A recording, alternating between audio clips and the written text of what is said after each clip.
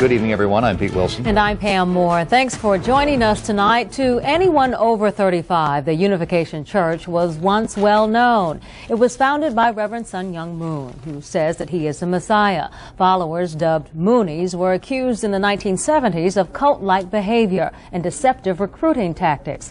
Last night, Night Beat's Anthony Moore reported the church is still active at college campuses under different names. Tonight, he shows how they play on the heartstrings of idealistic youth. It's a story you'll see only on NewsCenter 4. At SF State and at the University of California, Berkeley, they call themselves the Pure Love Alliance. But as we showed you last night, they're really the Unification Church and its collegiate arm, CARP. For decades, the church has been accused of using deception to recruit members. We found deception and non-disclosure continues today. Rosemarie Beard says she was brought to this church house in San Francisco last fall after a young woman asked her to complete a survey in Union Square. She was an environmentalist group. She didn't say that she was a religious group. So she didn't say she was a Church Unification or she worked for Reverend Moon. She was basically an environmentalist group. Rosemarie was new in town. She wanted to work for an environmentalist group. She stayed 3 hours. In the middle of it, I became suspicious. And why? Because he wasn't answering my questions. I was trying to find out who they were, but he wouldn't let me know. She was invited to a meeting later in the week, but when Rosemarie learned from her own research that CARP was the Unification Church, she never went back. I felt really, really cheated. When I actually researched who they were, I realized that I could have got myself into something extremely dangerous. A woman the church knew as Michelle is not surprised. For 6 months until last November, she was a church member. She lived in this church house next to the Berkeley campus. She remembers bowing to a picture of Moon daily and receiving indemnity. It's a baseball bat-like stick, and they would hit you 3 times. It's something that Reverend Moon has proclaimed to be holy.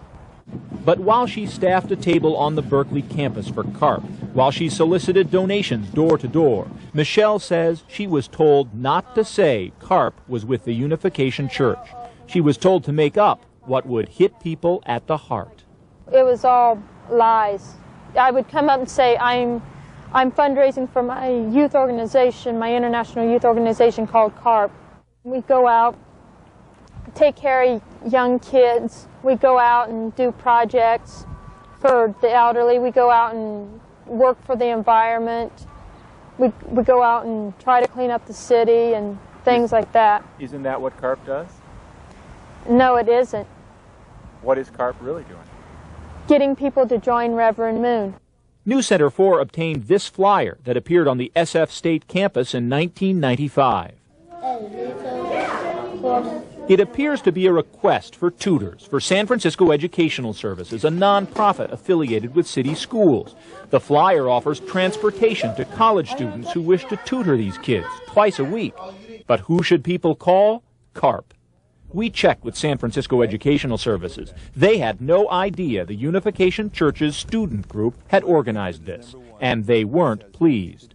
This is very dishonest, very dangerous, and very scary.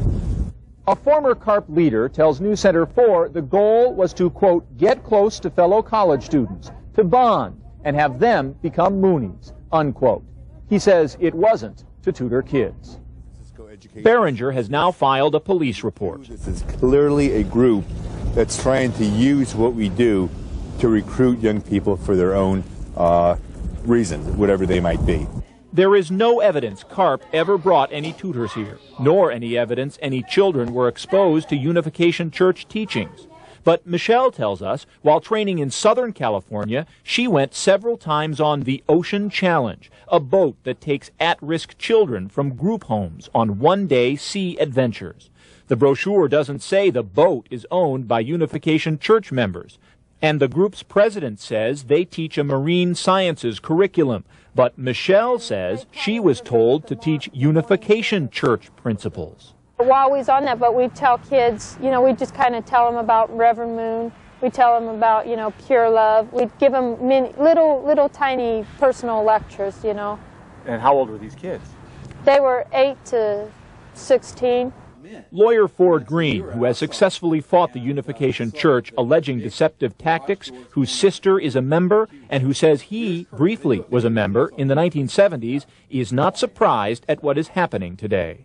The pitch that's always made is a pitch to conscience, is a pitch to a person's highest, most moral inner yearnings.